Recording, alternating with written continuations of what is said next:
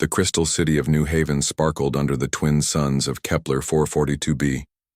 Elder Shimara watched her people go about their daily lives from her tower window. The Veltari moved like living jewels through the streets below. Their bodies caught the sunlight and threw it back in rainbow colors. It was peaceful. It had always been peaceful. Then the sky began to burn. Shimara pressed her crystalline hands against the window as dark shapes fell from the heavens. The ships were ugly and brutal, nothing like the smooth curves of Confederation vessels. They looked like weapons built to destroy rather than explore. Black smoke poured from their engines as they landed in the fields outside the city. The first scream echoed through the crystal streets moments later. "Elder!" Young Christelle burst into the chamber, her normally blue-tinted body now flashing red with fear. "Ships! Alien ships! They're attacking the outer settlements!" Shimara had lived for 300 years. She had seen the Veltari join the Galactic Confederation. She had watched her people learn about the great universe beyond their world. But she had never seen war.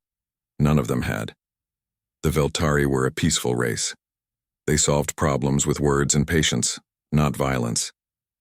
"Contact the Confederation," Shimara said, trying to keep her voice calm. "Tell them we need help." But even as Christelle activated the communication array, they both knew it would take days for help to arrive.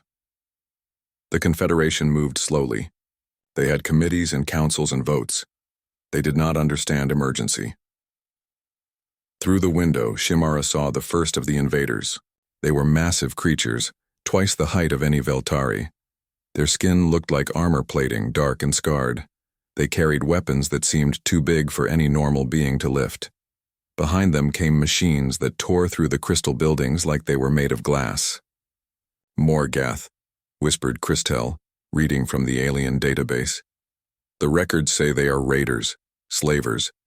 They have been gone from this part of space for generations." More screams reached them now. The Veltari were not built for fighting. Their crystalline bodies were beautiful but fragile. A single blow from those massive weapons could shatter them completely. Shimara watched her people run in terror as the Morgath warriors hunted them through the streets. "The Confederation response will take 6 days," Christelle reported, her voice breaking. "They need to vote on military action." 6 days. Shimara looked at the destruction spreading across her city. Her people were being captured, loaded into cages like animals. The Morgath moved with brutal efficiency. They had done this before, many times. In 6 days, there would be no Veltari left. "To save Elder, what do we do?" Christelle asked. Shimara closed her eyes and accessed the Confederation database. She scrolled past the official military channels and the diplomatic corps. She went deeper, into the restricted files that most species preferred not to think about. Finally, she found what she was looking for. Humanity. The Deathworlders. The files made for terrible reading. Humans came from a planet so violent that most Confederation species could not survive there for even a day. Everything on Earth tried to kill everything else. The weather could freeze or burn. The animals hunted each other constantly. Even the plants were poisonous. And somehow, impossibly, humans had survived. More than survived. They had become the deadliest predators their world had ever seen. When they finally reached the stars, they brought that violence with them.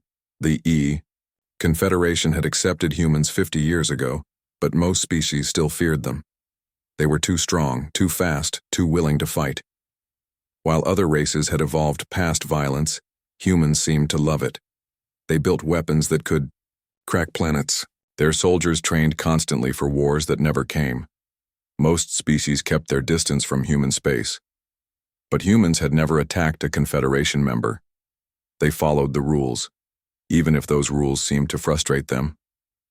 Their representatives spoke of honor and protection, concepts that confused more peaceful races. Shimara read about the human military. The Vanguard fleet was their main force, designed to respond quickly to threats. While other species built ships for exploration and trade, humans built theirs for war. Names like Terra's Wrath and Iron Mountain and Death's Embrace filled the records. "Elder?" Christelle moved closer as another explosion shook the building. The Morgath are getting closer. Shimara made her decision. She activated a direct communication channel, bypassing all Confederation protocols. It was forbidden to contact human military forces directly. Such actions could start wars or break treaties. But her people were dying. The screen flickered to life, showing a human face. The woman had dark hair and eyes that seemed to see everything at once. Behind her, Shimara could see the bridge of a warship. Humans moved with quick efficiency, checking weapons and preparing for battle. "This is Admiral Sunja Yoon of the Human Vanguard Fleet," the woman said. Her voice was calm but carried an edge of controlled violence. "You are transmitting on a restricted military channel." "Please," Shimara said, not caring about protocols anymore.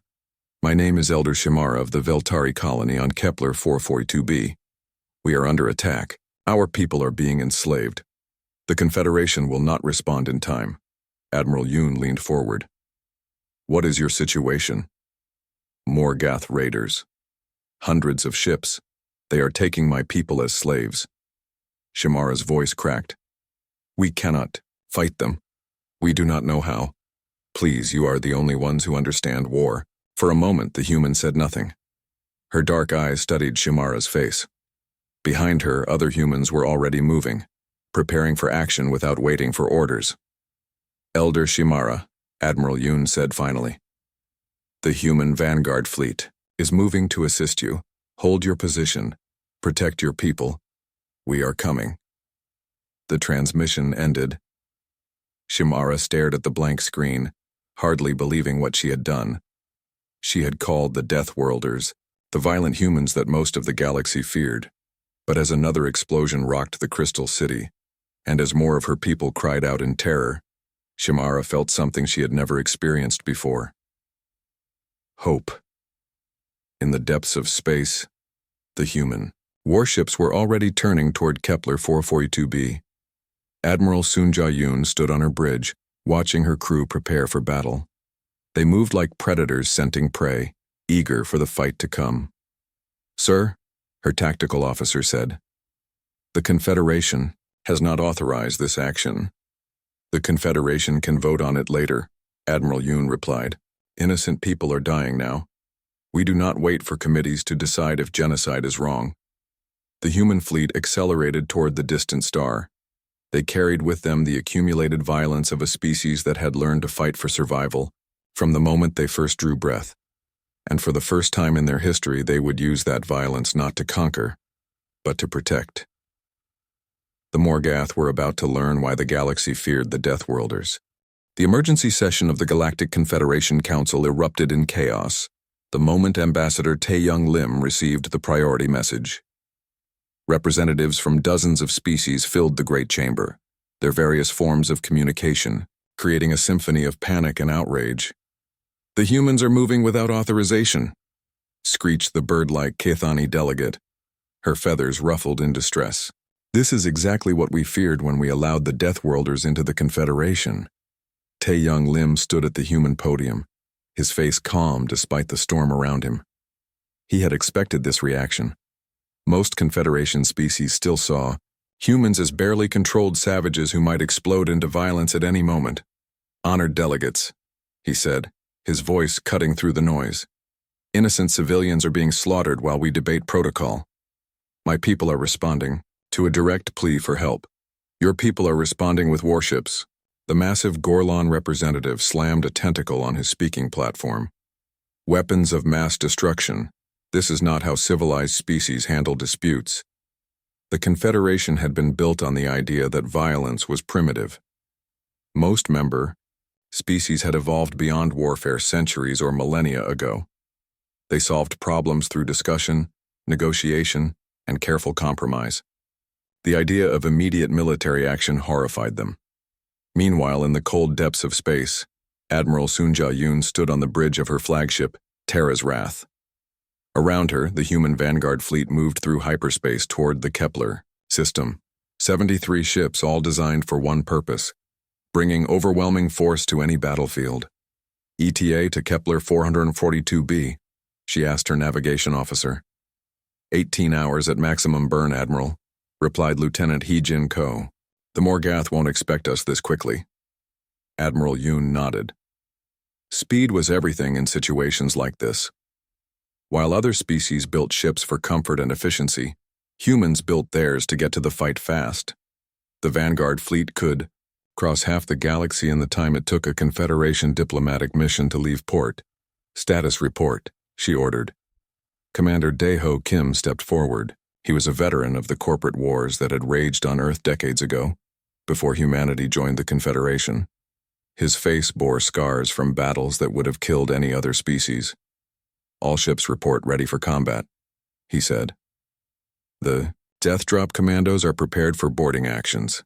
Captain Lee's fighter squadrons are armed and fueled. We have enough firepower to crack a moon. In the ship's medical bay, Dr. Yoon-B Park was studying everything the database contained about Veltari physiology.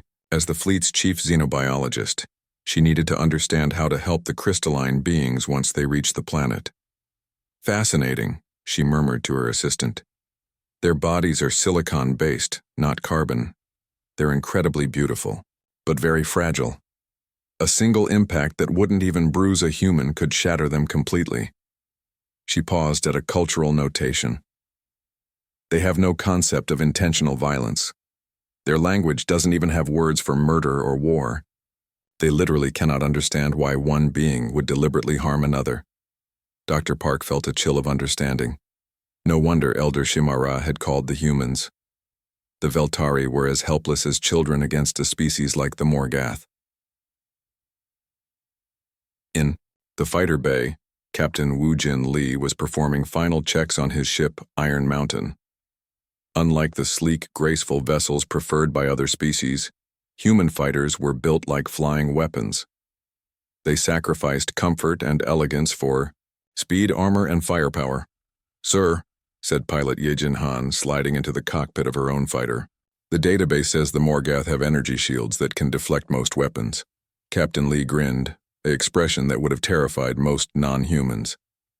"Then we'll have to hit them harder. Human weapons aren't like the civilized toys other species use. We build them to break things permanently." Down in engineering, Min Ho Kang was making final adjustments to the fleet's most devastating weapons. While Confederation technology focused on disabling enemy systems without causing permanent damage, human weapons were designed to destroy completely. The theory was simple. An enemy who could never fight again was better than one who might recover and attack again later. "Solomon's hammer is ready," he reported to the bridge. "One shot will turn an enemy ship's own power core into a bomb. Should be quite a surprise for the Morgath."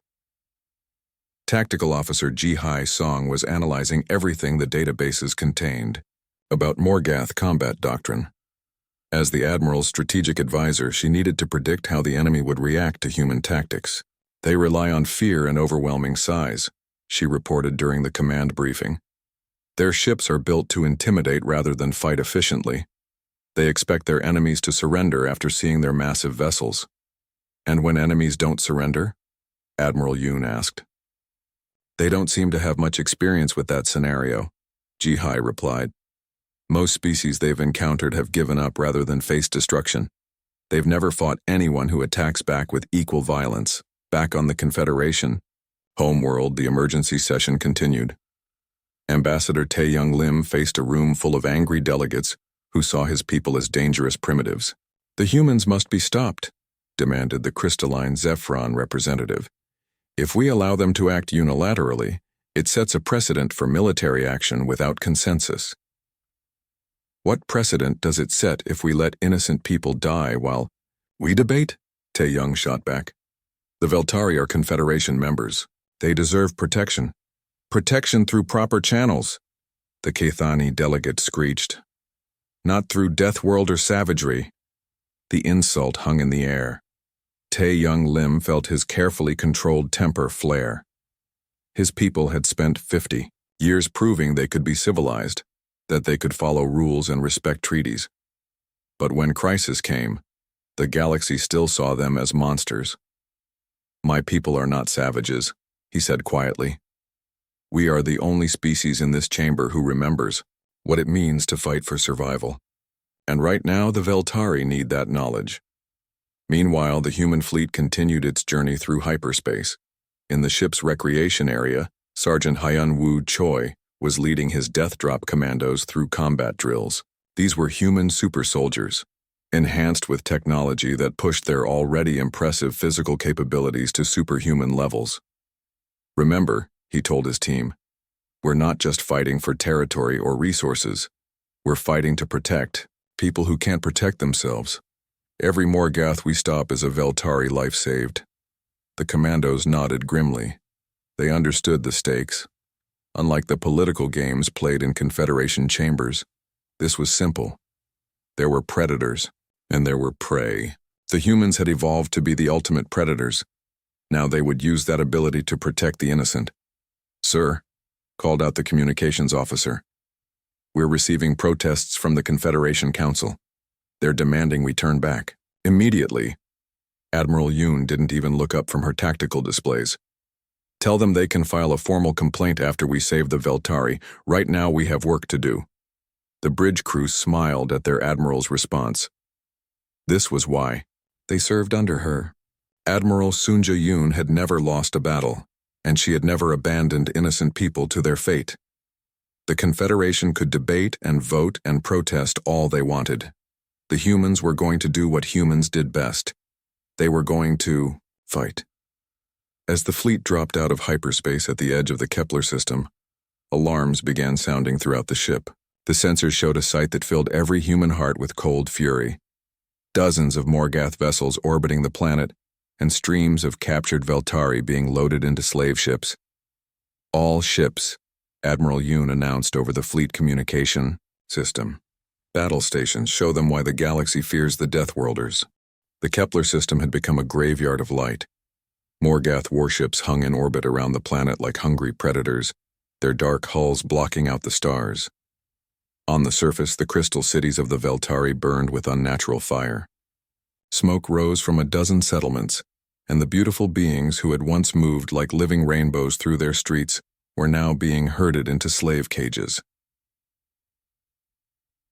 War leader Kreshitar stood on the bridge of his flagship, Bone Crusher, and watched his warriors work. The massive Morgath stood nearly 3 meters tall, his armor-plated skin covered in scars from 100 battles.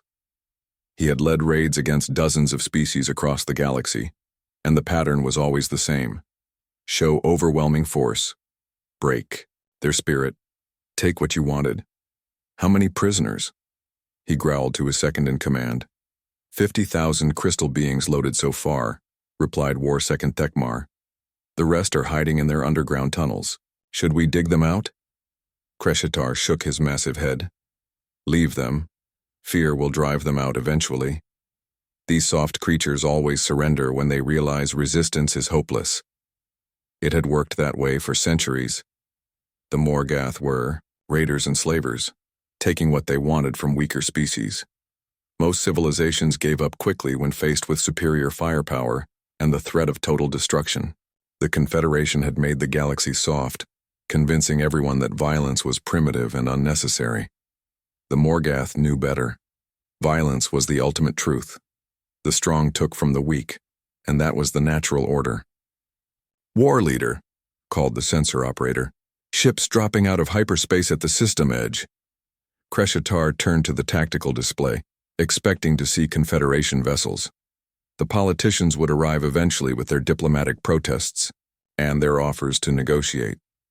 They would try to buy the Veltari freedom with trade agreements and economic concessions. But these ships were different. They moved wrong, too fast and aggressive.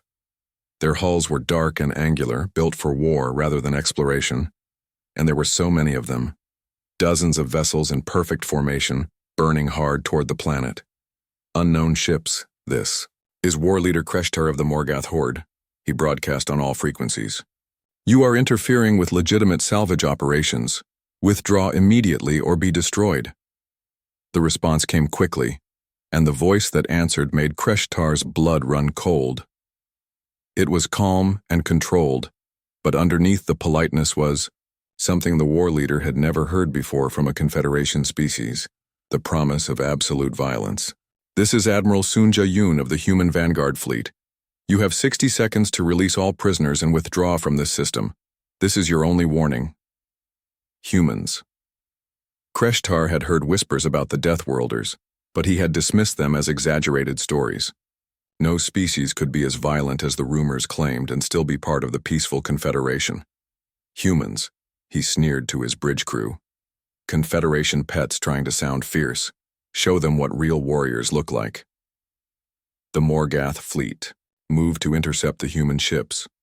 50 massive warships against 73 smaller human vessels.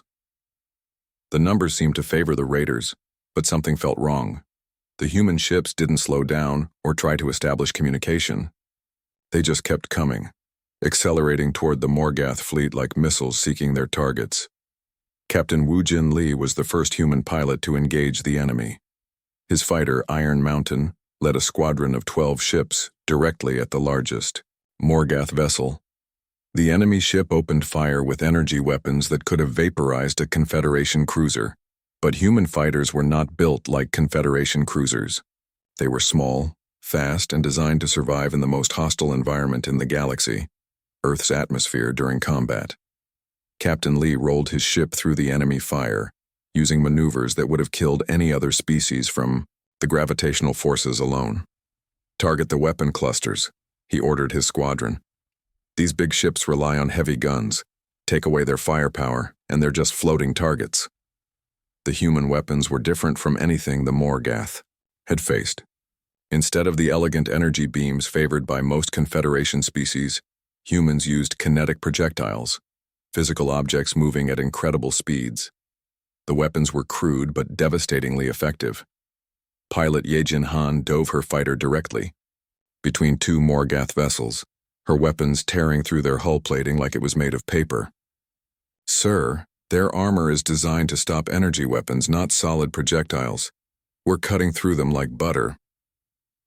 On the flagship Terra's Wrath, Admiral Sunja Yoon watched the tactical display as her fighters swarmed over the Morgath fleet. The enemy ships were powerful but clumsy, designed to intimidate rather than fight efficiently. Against human tactics, they were almost helpless. Deploy the Death Drop Commandos, she ordered. Commander Daiho Kim smiled grimly as he received the order. His commandos were already suited up in powered armor, ready for the most dangerous mission in human military doctrine, boarding enemy ships during active combat. Listen up, he told his team over the communication system. These aliens have been slaughtering innocent civilians. They think they're tough because they're bigger than everyone else they've fought. Time to show them what Earth predators can do. The drop pods launched from the human fleet like tiny meteors, each one carrying a squad of enhanced super soldiers. The Morgath point defense systems tried to intercept them, but the pods were too small and fast. They slammed into enemy hulls and burned through the armor plating with shaped charges. Sergeant Hyunwoo Choi was the first human to set foot on a Morgath ship. The corridor was built for beings much larger than humans, but that just gave him room to maneuver. His enhanced reflexes and powered armor made him faster and stronger than any normal human, and normal humans were already far beyond what most species could handle. The first Morgath warrior he encountered stood nearly twice his height and carried a weapon that looked like it could level a building. The alien's armor plating was thick and scarred from many battles. It should have been an easy victory for the larger being, but Sergeant Choi had been born on Earth, where everything tried to kill you every day. He had survived the corporate wars where humans fought other humans for control of dying cities. He had been enhanced with technology that pushed his already deadly capabilities to superhuman levels. The fight lasted 3 seconds. The Morgath warrior barely had time to raise his weapon before the human was inside his guard, powered armor, servos whining as enhanced muscles delivered blows that cracked the alien's natural armor. The sergeant moved like liquid violence, each motion calculated to cause maximum damage. Similar scenes played out across the Morgath fleet, as human commandos fought their way through ships designed to house the galaxy's most feared raiders. The Morgath were strong and tough, but they had never fought an enemy that was faster, smarter, and absolutely without fear. War leader Kreshtar watched his tactical display in growing horror as human forces systematically dismantled his fleet. Ship after ship went dark as commandos reached their bridges. His warriors, who had terrorized the galaxy for generations, were being hunted through their own vessels by beings half their size. "How are they doing this?" he roared at his tactical officer. "They fight like madness itself," the officer replied, his voice shaking. "They sacrifice their own ships to damage ours.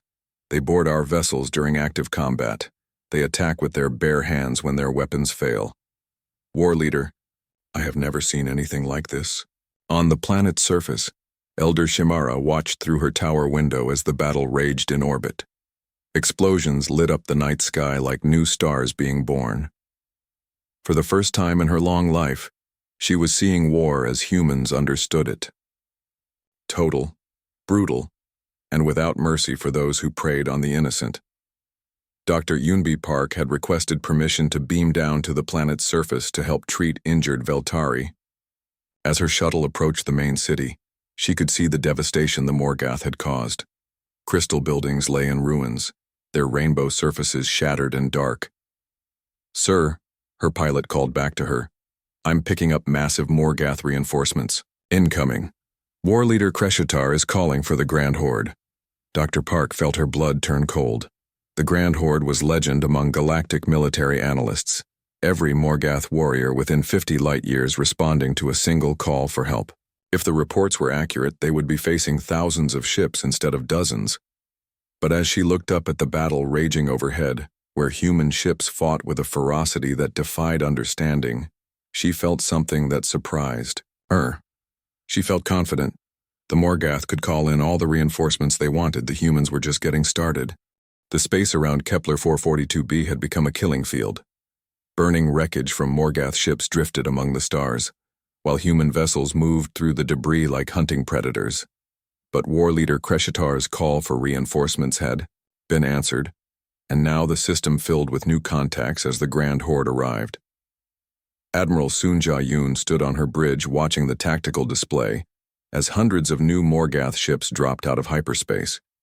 Her fleet had destroyed or disabled most of the original raiders, but now they faced odds of nearly 10 to 1.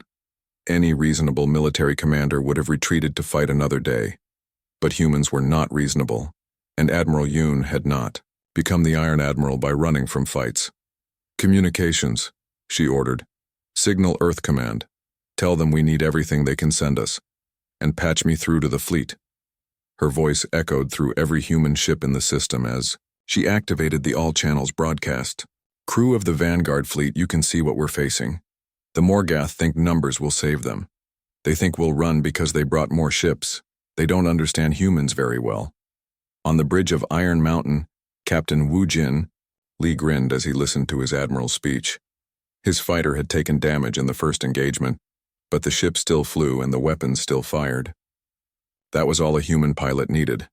"They've never fought a species that evolved on a death world," Admiral Yoon continued. "They don't know what it means to fight for survival every single day. They think violence is a tool to get what you want. For us, violence is protection for those who can't protect themselves." In the ship's engineering section, Min Ho Kang was making final preparations for weapons that no other species would even consider building. Human military doctrine was simple. If the enemy could recover and fight again, you hadn't hit them hard. "Enough. Solomon's hammer is ready," he reported to the bridge. "All Planet Breaker-class ships report full weapon loads. If they want to see what human engineering can do, we'll give them a demonstration."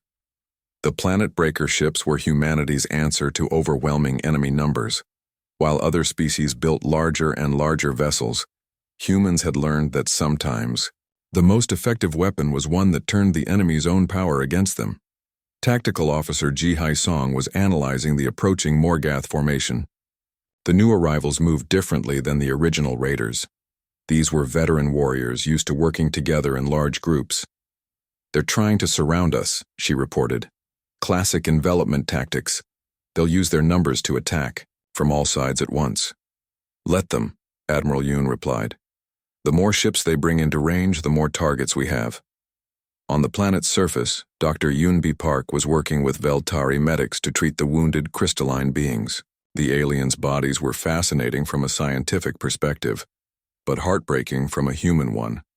Many had been deliberately shattered by Morgath weapons, their rainbow surfaces cracked and darkened. "Doctor," said one of the Veltari healers, "we do not understand your people. The database says humans are violent predators, but you risk your life to help us." Dr. Park looked up from treating a young Veltari whose arm had been nearly severed. "Violence and cruelty are different things. We're violent because our world taught us to be, but we're not cruel. We don't hurt people for fun." Elder Shimara approached them, her ancient crystalline form moving carefully through the medical area. "The new Morgath ships are larger than the first ones. Will your fleet be able to handle so many enemies?" "You called the right people," Dr. Park said simply. "Humans don't give up. Ever. It's not in our nature." In space, the massive Morgath fleet was moving into attack formation. War leader Kreshitar had transferred his flag to the dreadnought Starkiller, a ship so large it carried its own escort fleet. Around him, nearly 1,000 Morgath vessels prepared for what should have been the complete destruction of the human forces. "They still haven't retreated," reported his tactical officer. "The Deathworlders are actually advancing toward us." Kreshitar studied the tactical display, in growing unease. Every military instinct told him the humans should be running. They were outnumbered 10-1. Their ships were smaller and carried fewer weapons. Any rational enemy would have fled the moment they saw the grand horde arrive. But the humans kept coming, their dark ships accelerating toward the Morgath fleet like arrows shot from a bow. It was either incredible bravery or complete insanity. "War leader," called another officer, "we're detecting new human ships arriving at the system edge. A lot of them." The tactical display updated to show the new arrivals. More human vessels were dropping out of hyperspace, but these were different from the Vanguard fleet. They were larger, more heavily armed, and they carried names that made even the Morgath officers nervous. Death's Embrace and Eternal Fury on Planet Breaker. Admiral Sun Ja-yoon smiled as she saw the reinforcements arrive. "Captain Myung-ho Jang sends his regards," reported the communications officer. "The third heavy fleet is ready for action." Now the odds were only 3-1. Still impossible, by any reasonable standard. But humans had never been reasonable about fighting odds.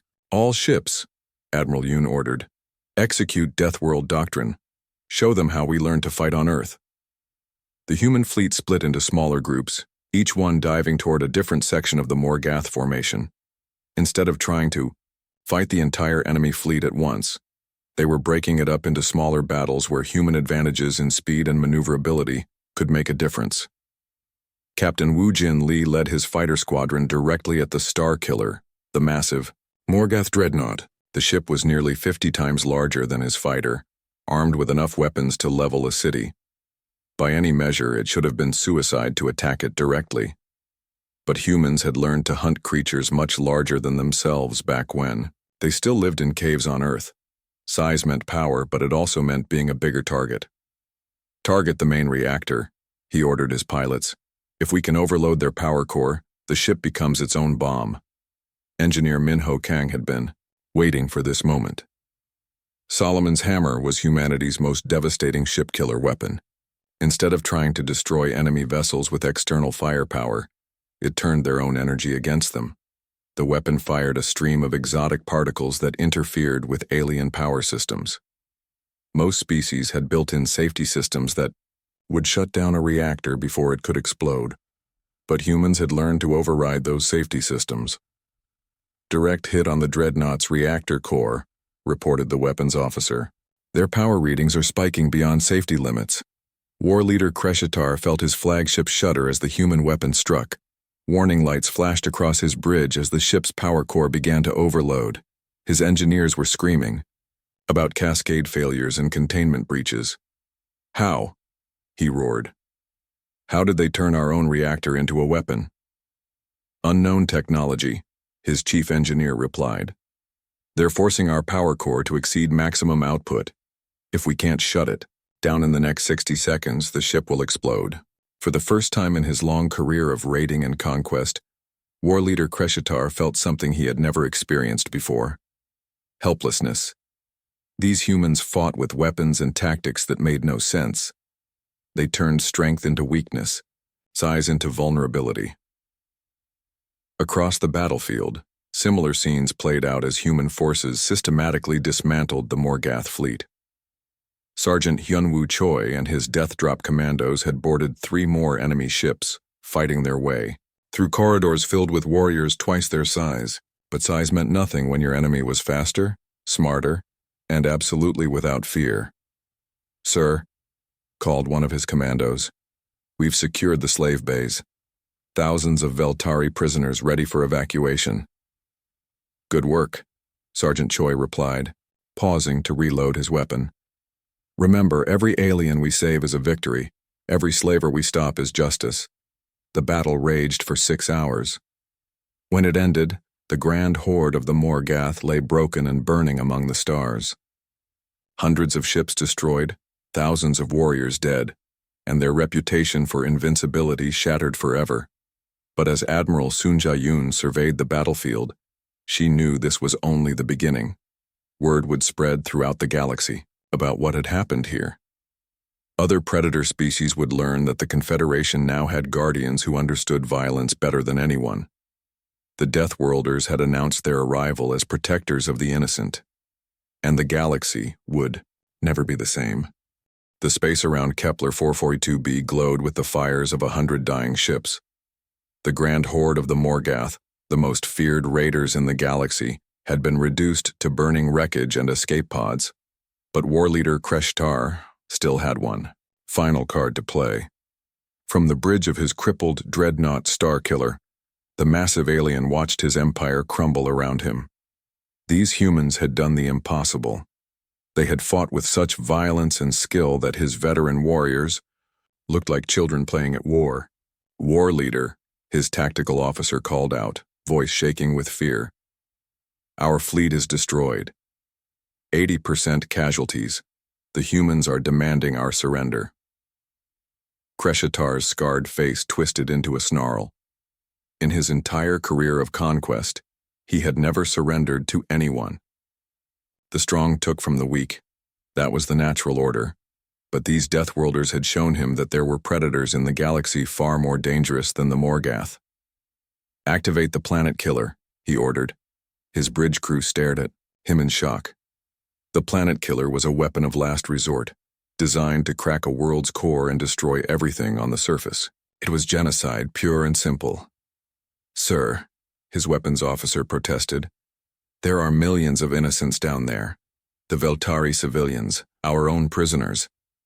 If we cannot have them as slaves, then no one can have them at all," Kreshtar growled. "The humans want to protect these crystal creatures. Let them try to protect them from a dying world." Admiral Sun Ja-yoon watched the energy readings spike on the crippled Morgath dreadnought. Her tactical officer quickly identified the weapon, signature, and her blood ran cold. "Planet killer charging," reported Tactical Officer Ji Hai-song. 60 seconds to firing position. "Admiral, if that weapon fires, it will crack the planet's core. Nothing will survive." This was the nightmare scenario. The humans had won the battle, saved the Veltari from slavery, and proved that the galaxy's predators could be stopped. But now they faced a choice that would define them forever. They could destroy the Morgath ship and save the planet, but only if they acted like the very monsters their enemies claimed they were. "Options?" Admiral Yoon asked. "We can destroy the dreadnought with concentrated fire," replied Commander Daeho Kim. "But the explosion might trigger the planet killer anyway. Or we can try to board it and stop the weapon manually." Time frame for boarding action? 40 seconds to reach the ship. 20 seconds to fight through to the weapon controls. "It's impossible, Admiral. No one can move that fast." Admiral Yoon studied the tactical display. Her entire career had been about making impossible choices in impossible situations. But this was different. This time, the choice wasn't about winning or losing. It was about proving that humans could be more than just killers. "Captain Lee," she said over the communication system, "I need you to do something insane." Captain Woo-Jin Lee was already thinking the same thing. His fighter, Iron Mountain, was damaged but still functional. More importantly, It was fast enough and small enough to get inside the dreadnought's defenses. I see it, Admiral. One ship, straight through their hull, manual detonation of the weapon core. That's a suicide run, Captain. No, sir. That's a Tuesday for someone from Earth. Dr. Yunbi Park was monitoring the situation from the planet's surface. Through the medical center's communication system, she could hear the entire human fleet preparing for what might be their final act. The weapons readings from the Morgath dreadnought were unmistakable. The planet killer would fire in less than a minute. Elder Shimara, she said to the ancient Veltari leader, you need to get your people to the deep shelters. If we can't stop that weapon... Dr. Park, Elder Shimara interrupted, her crystalline voice calm despite the approaching death. Your people have already done more than we could have asked. You came to save strangers. You fought impossible odds. You gave us hope. Captain Wujin Li's fighter screamed through space toward the crippled dreadnought. The ship's point defense systems tried to stop him, but his enhanced reflexes and Earth-trained instincts made him impossible to target. He rolled and twisted through the defensive fire like he was flying through a thunderstorm back home. Iron Mountain to fleet, he broadcast. Beginning attack run. If this doesn't work, tell my family I died doing what humans do best. What's that, Captain? Asked Admiral Yoon. Protecting people who can't protect themselves. The fighter slammed into the dreadnought's hull and punched through layers of armor plating. Captain Lee found himself flying through the ship's interior corridors, using his weapons to blast through bulkheads and clear his path to the weapon core. Behind him, Sergeant Hyunwoo Choi and his death drop commandos were following in their own boarding pods. They had heard the captain's transmission and knew what needed to be done. If Lee couldn't reach the weapon in time, they would finish the job. Sir, called one of his commandos, the weapon will fire in 15 seconds. Even if we stop it now, we'll be caught in the explosion. Then we better make sure it counts, Sergeant Choi replied. War Leader Kreshtar watched his tactical display as the human fighter and boarding pods tore through his ship. These Deathworlders were willing to die to save people they had never met. It was madness, but it was also something he had never encountered before. True courage. 10 seconds to firing, his weapons officer reported. Kreshitar looked around his bridge at the warriors who had followed him for decades. They were killers and raiders, but they had never faced an enemy who fought with such honor. For the first time in his life, the war leader felt something approaching respect for his opponents. Cancel the firing sequence, he ordered. Sir, I said cancel it. These humans have earned the right to their victory. We will not die as cowards who murder innocents. Captain Lee's fighter burst into the weapon chamber just as the firing sequence shut down. He found himself face to face with war leader Kreshitar, who had come personally to stop the planet killer. Human, the massive alien said, you would have died to save people you do not know. That's what we do, Captain Lee replied simply. War leader Kreshitar studied the small human for a long moment. This being was half his size from a species he had dismissed as Confederation pets.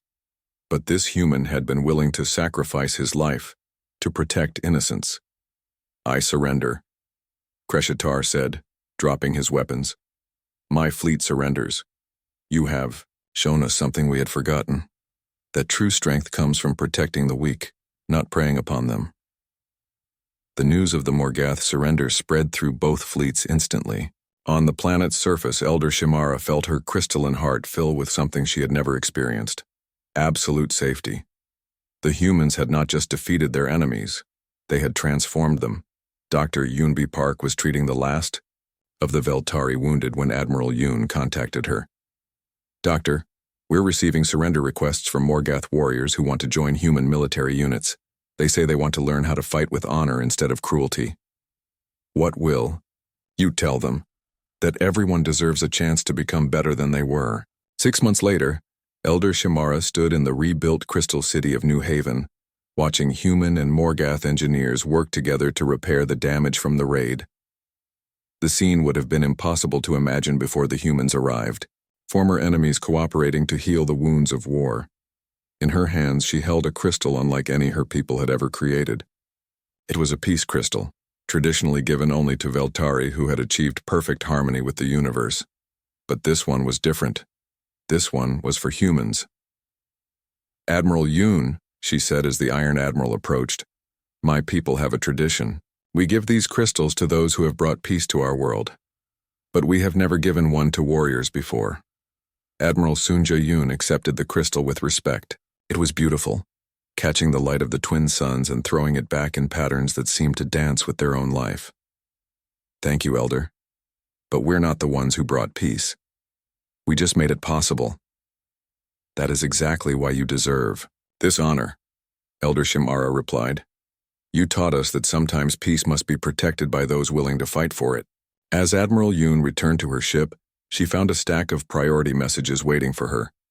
Distress calls from across the galaxy, other species under attack, other innocents in need of protection. The word had spread that the Confederation now had guardians who understood that sometimes violence was the only way to stop greater violence. Sir, asked Commander Dae-ho Kim, which call do we answer first? Admiral Yoon looked out at the stars, where her fleet waited to bring hope to the hopeless and protection to the defenseless. Somewhere out there, predators were hunting prey, thinking they were safe because their victims were weak. They were about to learn why the galaxy had started calling humans the Deathworld Guardians. All of them, she said simply. We answer all of them. The human fleet moved out into the darkness between stars, carrying with them the promise that innocence would be protected and evil would face consequences.